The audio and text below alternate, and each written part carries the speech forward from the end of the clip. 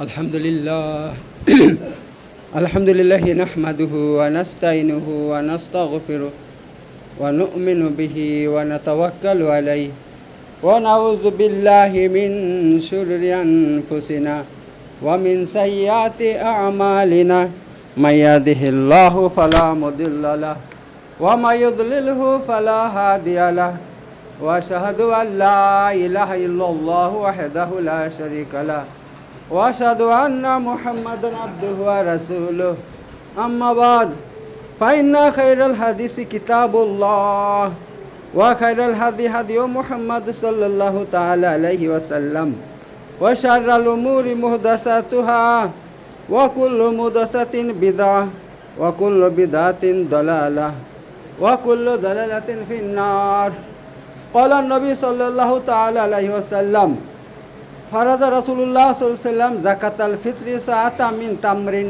औ साअता मिन शाइरिन अलल अब्दी वल हुर्रि व ज़करि वल उन्सा व सग़ीरि वल कबीरि मिनल मुस्लिमीन व अमरा बिहा अन तुअद्दा क़ब्ला ख़ुरूजिन नास इलस सलात सदाक़ल्लाहुल अलियुल अज़ीम। দেখুন আমাদের রমজান মাস দেখতে দেখতে চলে গিয়েছে এবার রমজান মাসের শেষ। এবার দেখেন রমজান মাসে কিছু আহকাম আছে, কিছু হুকুম আছে। এই হুকুমের মধ্যে একটা হুকুম হচ্ছে কি যাকাত ফিতরা। ঠিক আছে, এই যাকাত ফিতরাটা আপনাকে দিতেই হবে। যদি আপনি না দেন তাহলে আজ আমল করছেন, এই মাসে আমলগুলো করছেন সব লটকে থাকবে আকাশের মধ্যে, সব লটকে থাকবে। ঠিক আছে, এক নম্বর কথা। আর দুই নম্বর কথা, আল্লাহ রাসূল সাল্লাল্লাহু আলাইহি ওয়াসাল্লাম বলছে যদি আপনি আদায় করেন যাকাত ফিতরা তাহলে কি হবে, আমরা রোজা রেখে যে সমস্ত ভুলগুলো করে ফেলেছি, আমরা মানুষ, আমাদের পিছনে নফস আছে, শয়তান আছে, রিপু আছে, কাম আছে, ক্রোধ আছে, লোভ আছে। ঠিক আছে, আমাদের দ্বারা ভুল হওয়া স্বাভাবিক, পাপ হয়ে যাওয়া স্বাভাবিক হঠাৎ করে। তো আল্লাহ নবী সাল্লাল্লাহু আলাইহি ওয়াসাল্লাম কি বলছেন, যদি কেউ রোজা রেখে কিন্তু মিথ্যা কথা বলে ফেলে, কিন্তু গীবত করে ফেলে অথবা অশ্লীল ভাষা প্রয়োগ করে ফেলে, তাহলে কি হবে, সে যদি যাকাত ফিতরা আদায় করে তাহলে তার ওই কাফারা আদায় হয়ে যাবে। অর্থাৎ আপনার রোজাটা সম্পূর্ণ সহি হয়ে গেল, একেবারে সঠিক হয়ে গেল। ঠিক আছে, তো এই ব্যাপার। তো এই নিয়ে একটা হাদিস আমি বলবো বুখারী মুসলিম থেকে। আল্লাহ নবী সাল্লাম কি বলছেন, ফারাজা রাসূলুল্লাহ সাল্লাম যাকাত আল ফিতরি, আল্লাহ রাসূল সাল্লাম যাকাত ফিতরাকে ফরজ করেছেন। কিসের? সা মিন তামরিন, এক সা খেজুর, আও সা মিন শাইরিন, অথবা এক সা, শাইর মানে যাও বাজরা বলে ওইগুলো। আলাল আব্দি, কাদের উপর? যারা দাস, কৃত দাস তাদের উপরও। ওয়াল হুররি, যারা স্বাধীন তাদের উপরও, তাদেরকেও দিতে হবে। ওয়া জাকারি, এবং পুরুষকেও দিতে হবে। ওয়াল উনসা, এবং নারীদেরকেও দিতে হবে। ওয়া সাগিরি, এবং ছোটদেরকেও দিতে হবে। ওয়াল কাবিরি, এবং বড়দেরকে দিতে হবে। কাদের মধ্যে থেকে? মিনাল মুসলিমিন, মুসলমানদের মধ্যে থেকে। অর্থাৎ মুসলমানদের মধ্যে যারা পুরুষ আছে, নারী আছে, ছোট আছে, বড় আছে, সবার পক্ষ থেকে আপনাকে যাকাত আদায় করতে হবে। সে আদায়টা কে করবে? ওই পরিবারের যিনি গার্জিয়ান আছে, আপনার পরিবারের আপনি গার্জিয়ান, আপনার অভিভাবক। তো আপনার পরিবারের মধ্যে যারা যারা আছে, ছোট হোক বড় হোক, হ্যাঁ, ছেলে হোক মেয়ে হোক, এমনকি যে আজকে ভূমিষ্ঠ হয়েছে, আজকে জন্ম হয়েছে, তাকেও যাকাত মানে ঈদের দিন, যে ঈদের একদিন আগে যে জন্ম হবে তারও যাকাত ফিতরা আদায় করতে হবে। তো এই ব্যাপার। এবার যাকাত ফিতরা যারা হানাফি আছে, হানাফি মাযহাবের মতে যারা নেশাবের মালিক হবে তাদেরকে যাকাত ফিতরা লাগবে, তারা বলছে। হ্যাঁ, অর্থাৎ যার কাছে 7.5 ভরি সোনা থাকবে, অথবা 52 ভরি রূপো থাকবে, অথবা ওই পরিমাণ টাকা থাকবে, তাদেরকে কি লাগবে? যাকাত ফিতরা লাগবে। কিন্তু হাদিসের মতে কি? হাদিসের মধ্যে এমন কোনো শর্ত দেওয়া হয়নি। হাদিসের মতে আমার সবাইকে লাগবে। আপনার কাছে যদি 52 ভরি সোনা নাও থাকে, আপনার যদি আপনার 7.5 ভরি সোনা না থাকে, 52 ভরি রূপো না থাকে, অথবা ওই পরিমাণ টাকা যদি নাও থাকে, তবু আপনাকে যাকাত ফিতরা লাগবে যদি আপনি সচ্ছল হন। ঠিক আছে, দেখা যাচ্ছে আপনার প্রতিদিন ইনকাম করছেন, আলহামদুলিল্লাহ আপনি খাচ্ছেন দাচ্ছেন, হয়তো আপনার ঘরে 5-10 হাজার টাকা নাও থাকতে পারে, কিন্তু আপনার একটা রানিং একটা কাজ আছে, আপনার আপনার অভাব অনটন কিছুই নাই, আপনি বড় লোকও নন, ঠিক আছে?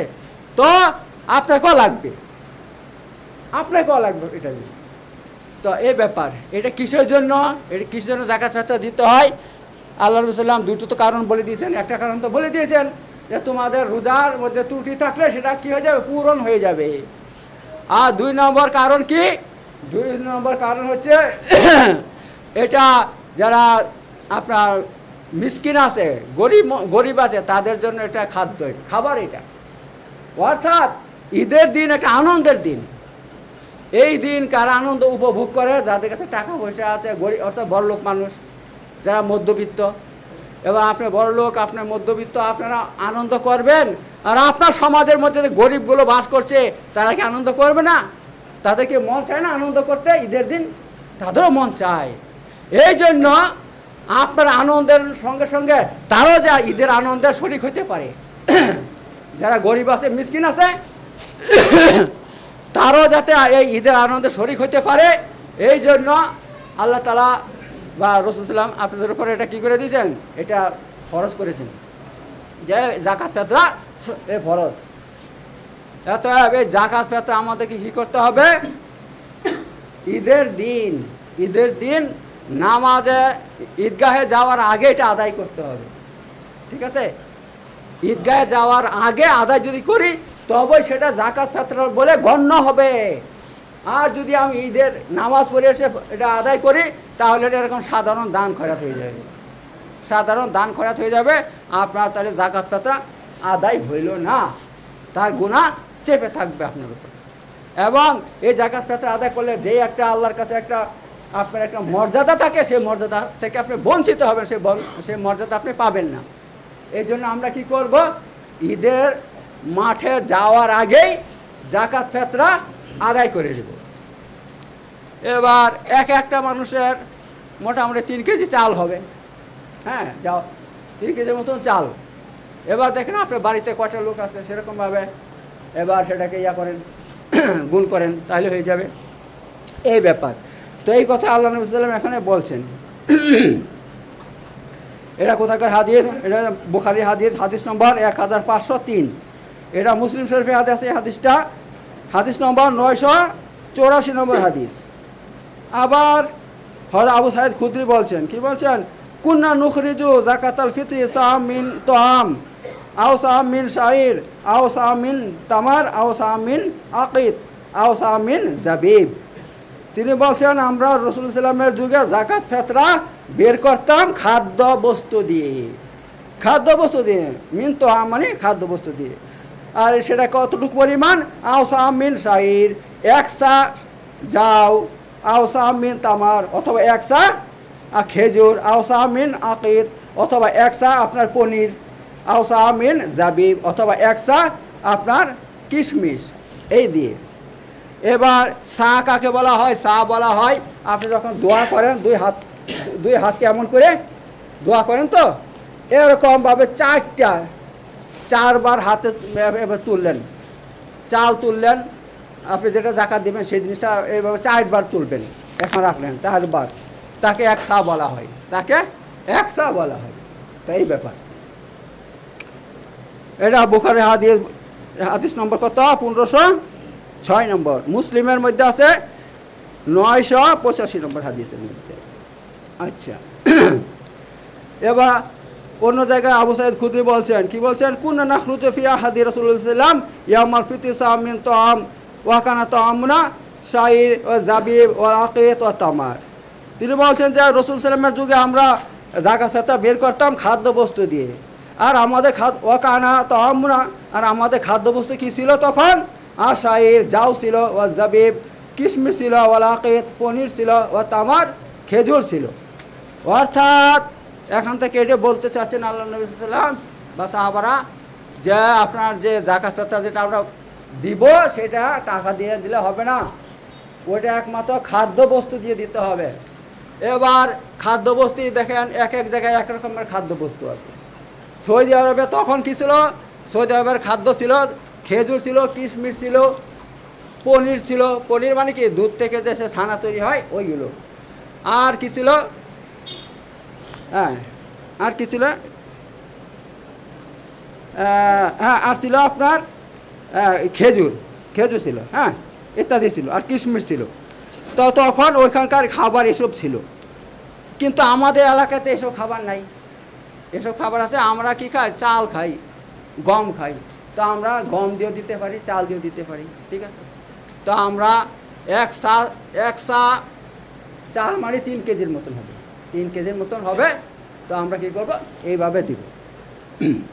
এই হলো ব্যাপার। আচ্ছা, কি বলছে, ফরজ রাসূলুল্লাহ যাকাতুল ফিত্রি তাহরাতুল লিসাইমি মিনাল লাগবি ওয়া রাফাসি ওয়া তাআমু লিল মাসাকিন। ওই কথা, ওই থেকে হাদিসটা এটা চলে এসেছে এখানে। আল্লাহ রাসূলুল্লাহ যাকাত ফিতর ফরজ করেছেন কিসের জন্য, তাহরাতুল লিসাইম, রোজাদারকে পবিত্র করার জন্য, রোজাদারের রোজা পবিত্র করার জন্য। কিসের থেকে, মিনাল লাগবি, বেহুদা কথাবার্তা থেকে, বেহুদা কাজ থেকে। অর্থাৎ যদি কোনো ব্যক্তি রোজা রেখে হয়তো বেহুদা কথাবার্তা বলে ফেলছে, হ্যাঁ, মানুষ বক বক করে অনেক কিছু বের হয়ে চলে যায়, কারো গীবত চলে এসেছে, কারো বিরুদ্ধে অনেক কিছু কথা বলে ফেলেছে, অথবা মিথ্যা কথা বের হয়ে চলে আসছে, হ্যাঁ, এই যেসব কথা বলে তো রোজা থাকে না। তো যদি আমরা এটা আদায় করি তাহলে এটা আমাদের রোজার যে ক্ষতি আছে সেটা কী হয়ে যাবে, পূরণ হয়ে যাবে। আর কি বলছেন, ওয়ার রাফাসি, অশ্লীল বাক্য বলেছে, ঠিক আছে। অনেকে রোজা রেখে গালিগালাজ করে বউকে, স্ত্রীকে, বা কোনো মানুষকে গালিগালাজ করেছে অশ্লীল ভাষা দিয়ে, ঠিক আছে। তাহলে কী হলো, রোজার ক্ষতি হয়ে গেল। তো এবার আপনি যদি যাকাত ফিতর আদায় করেন তাহলে এটা কী হয়ে যাবে, পূরণ হয়ে যাবে ইনশাআল্লাহ, ইনশাআল্লাহ। এই ব্যাপার। ওয়া তাআমুহু লিল মাসাকিন, আর অন্যদিকে এটা যারা গরিব মিসকিন তাদের জন্য খাবার হয়ে যাচ্ছে, খাবার হয়ে যাচ্ছে, এই ব্যাপার। এবার হযরত ইবনে আব্বাস বলছেন, মান আদ্দাহা ক্বাবলা সালাত ফাহিয়া যাকাতুল মাকবুলা। যে ব্যক্তি এই যাকাত ফিতরকে নামাজের আগে, অর্থাৎ ঈদের নামাজের আগে আদায় করবে, ফাহুয়া যাকাত মাকবুলা, তাহলে সেটা কি আল্লাহর নিকট কবুল হওয়ার যাকাত ফিতর বলে গণ্য হবে। মানে আল্লাহকে কবুল করবেন, গ্যারান্টিতে কবুল করে নেবেন, আল্লাহ কবুল করে নেবেন এটা, যদি আপনার ঈদের নামাজের আগে আদায় করেন। ওয়া মান আদ্দাহা বাদা সালাত ফাহিয়া সাদাকা মিন সাদাকাত। আর যে ব্যক্তি আপনার নামাজ পড়ে এসে আদায় করবে তাহলে এটা কী হয়ে যাবে, আপনার যেরকম সদকা খয়রাত আছে সাধারণ, তার মধ্যে গণ্য হবে, এই ব্যাপার। আর যাকাত দেওয়ার উদ্দেশ্যটা কি, উদ্দেশ্যই হচ্ছে যারা গরিব মিসকিন আছে, হ্যাঁ, তারা যাতে কিছু তাদের ঘরে খাবার হয়, খাবার তৈরি হয়, যাতে ওদের মনটা খুশি হয় যে না আজকে কমসে কম আজকের দিন একটা গরিবের বাড়িতে যাতে খাবার থাকে, আজ যেন কোনো গরিব খেয়ে না থাকে এই ঈদের দিন, এই জন্য যাকাত ফিতর দিতে হয়। এবার আপনি যদি ঈদের পরে দেন তাহলে তার কী লাভটা হইল, তার মনে আনন্দ থাকবে, থাকবে না। সে দেখবে যে আমি ঈদটা করলাম কিন্তু আমি ভালো মন্দ কিছু একটু খেয়ে করতে পারলাম, হ্যাঁ। এই জন্য বলা হয়েছে ঈদের আগে আপনি যদি জিনিসটা দেন তাহলে কি হবে, তার মনে একটা আনন্দ হবে, গরিব মানুষের মনে আনন্দ হবে, এই ব্যাপার। এর জন্য ঈদের আগে আদায় করলে আপনার যাকাত ফিতর যে আপনার নেকি আছে সেটা পাবেন, মর্যাদা পাবেন, আর না দিলে পরে দিলে আপনি সেটা পাবেন না। এইবার আমি আপনাদের সামনে ঈদের দিন কিছু করণীয়, ঈদের দিন আমরা এমন এমন কিছু কাজ করি যেটা কি হয়, বেদাত হয়ে যায়, বেদাত হয়ে যায়। তো আমাদেরকে এমন কাজ করা যাবে না যে আমরা এমন কাজ করব ঈদের দিন আল্লাহ নবী সাল্লাম যে কাজ করছেন, ঠিক আছে। তো এই ব্যাপার। তো এর মধ্যে প্রথম কাজ হচ্ছে কি, আপনি যখনই শাওয়াল মাসে চাঁদ দেখবেন, যখনই শাওয়াল মাসে চাঁদ দেখবেন, ঈদের চাঁদ দেখে ফেলবেন, তখন থেকে আপনি কি করবেন, তাকবীর বলা শুরু করবেন, আল্লাহু আকবার, আল্লাহু আকবার, আল্লাহু আকবার, লা ইলাহা ইল্লাল্লাহ, আল্লাহু আকবার, আল্লাহু আকবার, ওয়া লিল্লাহিল হামদ। এটা পড়তে শুরু করবেন, ঠিক আছে। ব্যক্তিগতভাবে সবার উপরে কিন্তু এটা সবাইকে এটা পড়তে, যখন ঈদের চাঁদ দেখে ফেলবেন তখন থেকে আপনার রাতেও পড়বেন, আবার ঈদের দিন সকালে আপনি পড়বেন, এটা সকালে পড়বেন। এমনকি ঈদের যখন আপনি ঈদগাহ যাবেন তখন আপনাকে এটা পড়তে হবে, কারণ এই আমলটা রাসূলুল্লাহ সাল্লাল্লাহু আলাইহি ওয়াসাল্লাম করতেন। আল্লাহ রাসূল যখনই শাওয়ালের চাঁদ দেখতেন তখনই তিনি এই তাকবীর শুরু করতেন, আল্লাহু আকবার, আল্লাহু আকবার, আল্লাহু আকবার, লা ইলাহা ইল্লাল্লাহ, আল্লাহু আকবার, আল্লাহু আকবার, লিল্লাহিল হামদ। এভাবে তিনি এই তাকবীর পড়তেন। এবার যখন ঈদের নামাজ হয়ে যেত, আল্লাহ নবী সাল্লাল্লাহু আলাইহি ওয়াসাল্লাম যখন ফিরে আসতেন তখন তাকবীর পড়তেন না, তখন তাকবীর পড়তেন না। তবে আমলটা আমাদেরকে করতে হবে, আর তার দিকে আল্লাহ তাআলা ইশারা দিয়েছেন, আল্লাহ ইশারা দিয়েছেন কোরআনের মধ্যে, সূরা বাকারা 185 নম্বর আয়াতে বলছেন, কি বলছেন? ইউরিদুল্লাহু বিকুমুল ইসরা, আল্লাহ তোমাদের সঙ্গে সহজতা করতে চান। ওয়ালা ইউরিদু বিকুমুল উসরা, আল্লাহ তোমাদের সঙ্গে কঠিনতা করতে চান না, কঠিনতা করতে চান না, আল্লাহ তোমাদের সঙ্গে সহজ করতে চান। আচ্ছা, ওয়ালিতুকমুল ইদ্দাতা, আর তোমরা কি করো? এই রোজার যে ইদ্দত আছে, গণনা আছে, এটা পূরণ করো। অর্থাৎ তোমরা একদম শুরু করেছ চাঁদ দেখে, আবার চাঁদ দেখে শেষ করবা। এই আল্লাহ তাআলা এই ইদ্দতের কথা বলছেন, যে তোমরা শুরু করছো কি দিকে? চাঁদ দেখে রোজা, আবার শেষ করবে কি দিকে? চাঁদ দেখে। এই যে পরিপূর্ণ আছে, এটা তোমরা এভাবে কি করো? শেষ করো চাঁদ দেখে। আচ্ছা, আর কি বলছেন? ওয়ালিতুকাব্বিরুল্লাহ আলা মা হাদাকুম, আর তোমরা কি করো? যখন চাঁদ দেখে ফেলবে, চাঁদ ঈদের চাঁদ উঠে যাবে, ঈদের চাঁদ যখন দেখে ফেলবে, তখন কি করবা? লিতুকাব্বিরুল্লাহ, আল্লাহর জন্য তাকবীর করো, আল্লাহর জন্য তাকবীর পাঠ করো। তাকবীর মানে আল্লাহু আকবার, আল্লাহু আকবার, আল্লাহু আকবার। তারপরে এভাবে আপনি এটা পুরোটা পড়বেন আর কি, বুঝতে পারছেন তো? আলা মা হাদাকুম, কেন? আল্লাহ তোমাদেরকে হেদায়েত দিয়েছেন, এই জন্য আল্লাহর শুকরিয়া আদায় করো। এভাবে তাকবীর পরে কি করো? আল্লাহর শুকরিয়া আদায় করো। আল্লাহ হেদায়েত দিয়েছেন, তার মানে কি জানেন? আপনি যে 1 মাস রোজা রেখেছেন, আল্লাহর তৌফিকে রেখেছেন। আপনি 1 মাস নামাজ পড়েছেন, তারাবি নামাজ পড়েছেন, আল্লাহর তৌফিকে পড়েছেন। আপনি 1 মাস কোরআন পড়েছেন, আল্লাহর তৌফিকে পড়েছেন। আপনি 1 মাস আল্লাহর গুণগান করেছেন, আল্লাহর জিকির করেছেন, আল্লাহর তৌফিকে করেছেন। 1 মাস আপনি তওবা করেছেন, খাস তওবা করেছেন, আল্লাহর হুকুমে করেছেন, আল্লাহর ইচ্ছায় করেছেন, আল্লাহর তৌফিক করেছেন। তা আল্লাহ বলছে, আমি তৌফিক না দিলে তুমি এসব আমল করতে পারতে না, এসব আমল করতে পারতে না। এত তোমরা কি করো? তার শুকরিয়া স্বরূপ এটা পাঠ করো। কোনটা পাঠ করো? আল্লাহু আকবার, আল্লাহু আকবার, আল্লাহু আকবার, লা ইলাহা ইল্লাল্লাহ, আল্লাহু আকবার, আল্লাহু আকবার, ওয়ালিল্লাহিল হামদ। হ্যাঁ, এটা পাঠ করে। আল্লাহ কোরআনের মধ্যে এইটার দিকে ইশারা করছেন, বুঝতে পারছেন তো? তা আমাদেরকে আমলটা কি করতে হবে? আমাদের উপর জরুরি। আমরা যদি এই আমলগুলো করি, ঈদের চাঁদ দেখার পর থেকে আমলটা করি, তাহলে আলহামদুলিল্লাহ আল্লাহর শুকর আদায় করা হবে। আমরা যে 1 মাস রোজা রেখেছি, আল্লাহর তৌফিকে আল্লাহর শুকর আদায় করা হবে। আর আল্লাহ শুকর আদায় করলে কি হয়? আল্লাহ আপনার উপর সন্তুষ্ট হয়ে যায়, আল্লাহ রাজি খুশি হয়ে যায়। আর আল্লাহ রাজি হয়ে গেলে তখন আল্লাহ আপনার সঙ্গে সব দিকে আল্লাহ ভালো ব্যবহার করবে, আপনাকে আপদ বিপদ থেকে বাঁচিয়ে দিবে, বালা মুসিবত থেকে বাঁচিয়ে দিবে। আপনার কথা আল্লাহ শুনবে, আপনি দোয়া করবেন, আল্লাহ কবুল করবে। এই ফায়দাগুলো হবে, ঠিক আছে? এই ব্যাপার। তো 1 নম্বর কি? ঈদের চাঁদ দেখার সঙ্গে সঙ্গে আমরা তাকবীর পড়তে শুরু করব। এবার 2 নম্বর, ঈদের নামাজে যাওয়ার পূর্বে আমাদের কি করতে হবে? গোসল করতে হবে, ঠিক আছে? ঈদের নামাজ যাওয়ার আগে আমাদের কি করতে হবে? গোসল করতে হবে। আর 2 নম্বর, যদি আমাদের কাছে ভালো নতুন কাপড় থাকে, উত্তম কাপড় থাকে, আমরা পরিধান করব। এবং আর কি করব? আতর থাকলে মাখবো, শরীরের মধ্যে লাগাবো, ঠিক আছে? আর যদি কার কাছে কাপড় না থাকে, কিনতে পারছে না, টাকা পয়সা না, এমন এই যুগে এমন ভাই, এমন গরিব কেউ নাই ভাই যে একটা কাপড় কিনতে পারবে না। এমন গরিব কেউ আছে? ইনশাল্লাহ সবার কাছে আছে। তো আপনারা কি করবেন? ঈদের দিন একটা নতুন কাপড় পরবেন, পরে ইনশাল্লাহ ঈদগাহে যাবেন। এটা হচ্ছে কি? এটা একটা সুন্নতের মতন। আর 3 নম্বর হচ্ছে আপনার, আল্লাহ রাসূল যখন ঈদগাহ যাওয়ার আগে কী করতেন? মানে খেজুর খেতেন। বেজুর মানে হয় 3 পিস খেতেন, নাহলে 5 পিস খেতেন, নাহলে 7 পিস খেতেন, এরকম, ঠিক আছে? বেজুর খেজুর আল্লাহ রাসূল ঈদগাহে যাওয়ার আগে খেজুর খেতেন। তো আমরা কি করব? যদি পারি এই সুন্নতটা আদায় করব ইনশাআল্লাহ। হযরত আনাস রাদিয়াল্লাহু বর্ণনা করছেন, কানা রাসূলুল্লাহ লা ইয়াকদু ইয়াউমাল ফিতরি হাত্তা ইয়াকুলা তামারাত। যে তিনি বলছেন যে আল্লাহ রাসূল ঈদুল ফিতরের দিন সকালে কিন্তু নাস্তা করতেন না, যতক্ষণ পর্যন্ত তিনি খেজুর না খেতেন। প্রথমে তিনি খেজুরটা খেতেন, তারপর তিনি অন্য নাস্তা চাইলে করতেন। আর তিনি বলছেন ওয়াকুল হুন্না বিতরান, এবং তিনি খেতেন বেতের মানে কি বলুন দেখি? বেজুর। বেতের নামাজ, হ্যাঁ বলি না বেতের নামাজ কেন? বেজুর হয় 1 রাকাত, নাহলে 3 রাকাত, নাহলে 5 রাকাত, নাহলে 7 রাকাত, আপনি এরকম বেজুর করতে পারবেন। তো এই ব্যাপার। তো তিনি আল্লাহ নবী সাল্লাল্লাহু আলাইহি ওয়াসাল্লাম বেজুর খেজুর খেতেন ঈদগাহ যাওয়ার আগে। আচ্ছা, আর 4 নম্বর হচ্ছে আল্লাহ নবী সাল্লাল্লাহু আলাইহি ওয়াসাল্লাম ঈদগাহে যেতেন, হেঁটে হেঁটে যেতেন, আবার হেঁটে হেঁটে আসতেন। ঠিক আছে, হেঁটে হেঁটে যেতেন, হেঁটে হেঁটে আসতেন। আমরা কিন্তু হেঁটে হেঁটে যাবো, হেঁটে হেঁটে আসবো, সাইকেল নিব না, কোনো মোটর সাইকেল নিব না, এইসব ব্যবহার করবো না। ঠিক আছে, কারণ হেঁটে যাওয়া আসা এটা আল্লাহ নবী সাল্লাল্লাহু আলাইহি ওয়াসাল্লামের সুন্নাত।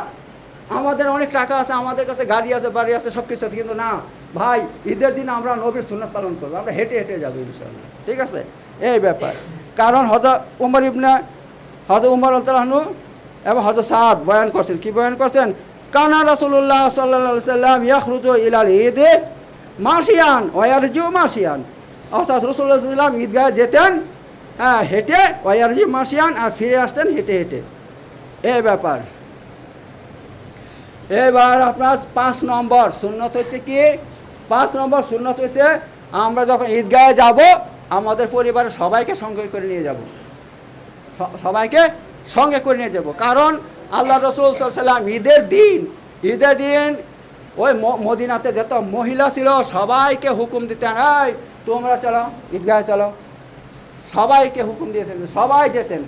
এমনকি যে মেয়েদের মাসিক হয়েছে ওই দিন, হ্যাঁ, হায়েজ হয়েছে, তাদেরকে বলছিলেন তোমরাও যাবে, আজকে তোমরাও যাবে। অর্থাৎ যাদের মাসিক হতো, হায়েজ হতো, তারাও পর্যন্ত ঈদগাহে যেহেতু এটা আল্লাহ রাসূলের হুকুম, এটা আল্লাহ রাসূলের। এত এ হুকুম অনেকে মানে, অনেকে মানে না, কিন্তু আমরা হাদিসের কথা আমরা বলবো, এই ব্যাপার।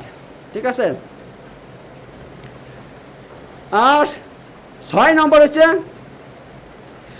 ঈদের নামাজ একমাত্র ঈদগাহে গিয়ে পড়তে হবে, এটা হচ্ছে সুন্নত।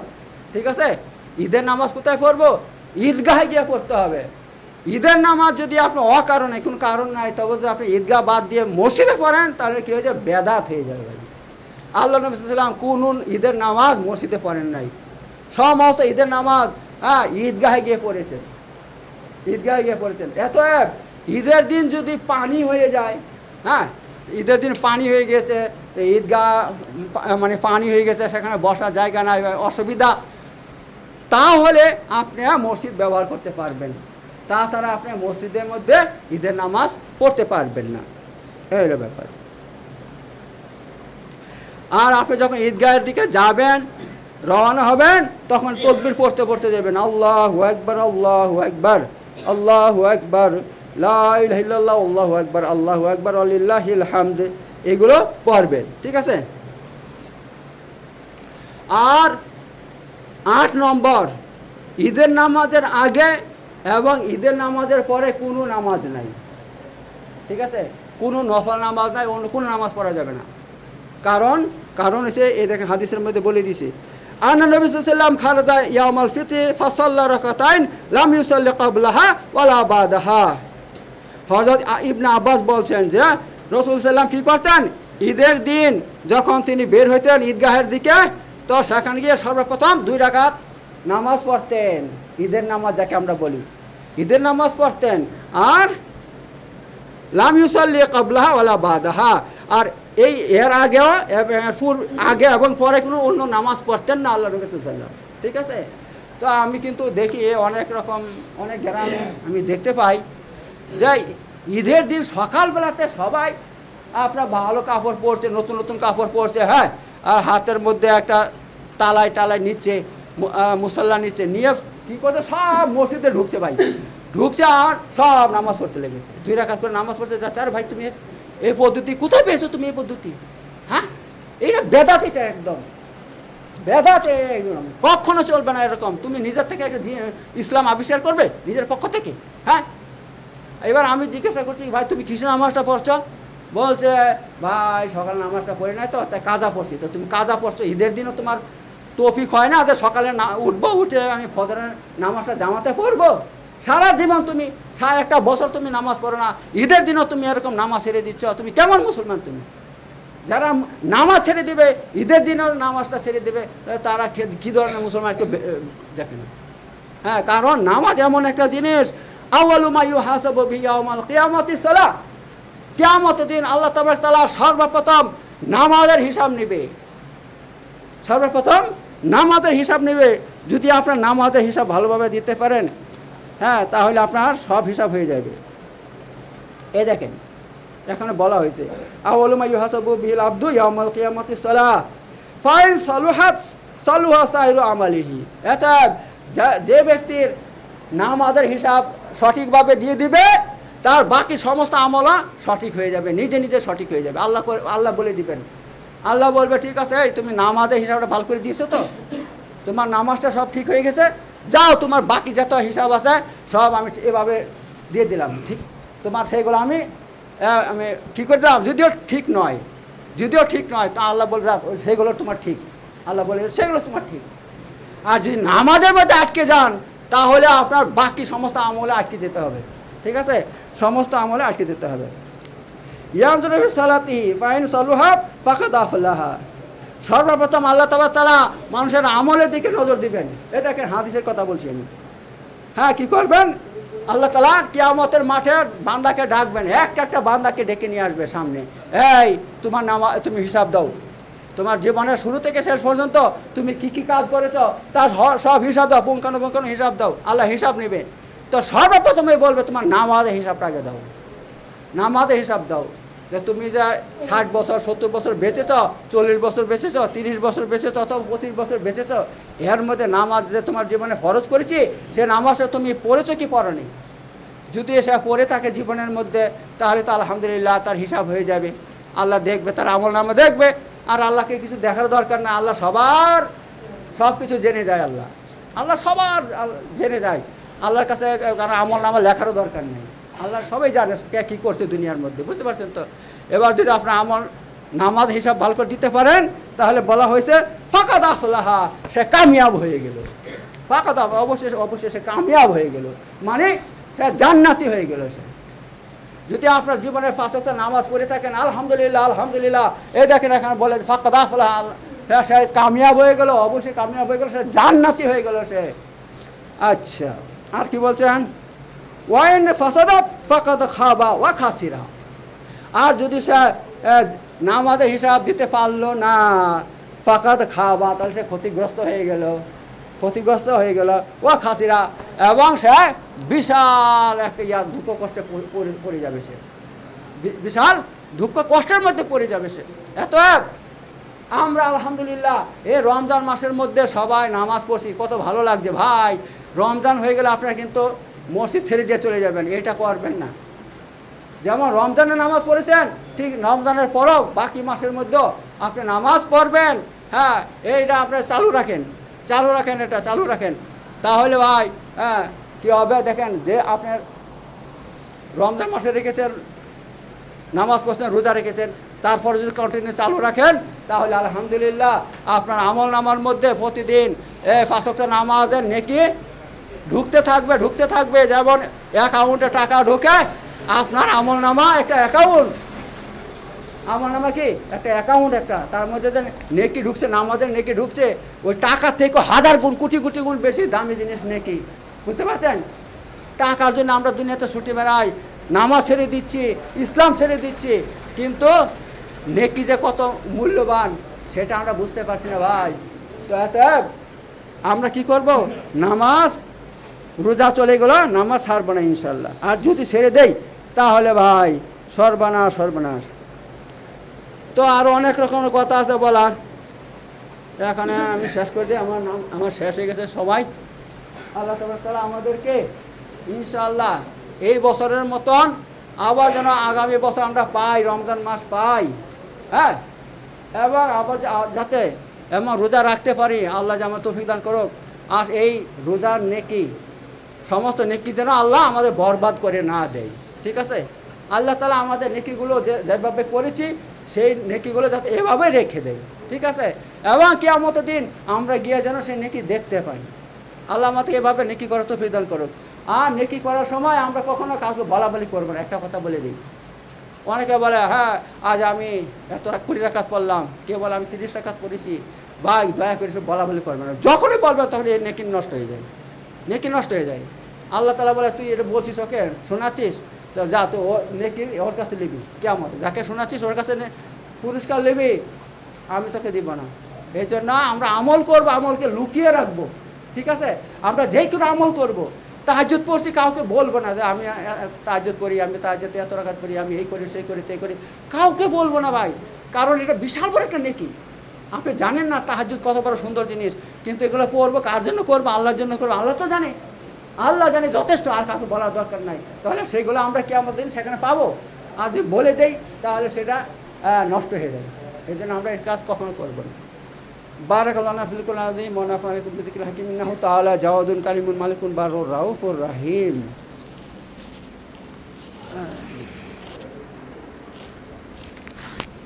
ওয়া আখিরু দাওয়ানা আলহামদুলিল্লাহি রাব্বিল আলামিন। ইন্নাল্লাহা ইয়া'মুরু বিল আদলি ওয়াল ইহসান ওয়া ইহতিল কুরবা ওয়া ইয়ানহা আনিল ফাহশাই ওয়াল মুনকারি ওয়াল বাগি ইয়াইযুকুম লাআল্লাকুম তাযাক্কারুন। উযকুরুল আযীম ইয়াযকুরকুম ওয়াশকুরু আলা নি'আমিহি ওয়া যিকরুল আকবার ওয়াল্লাহু ইয়া'লামু মা তাসনাউন। সাদাকাল্লাহু আল-আযীম।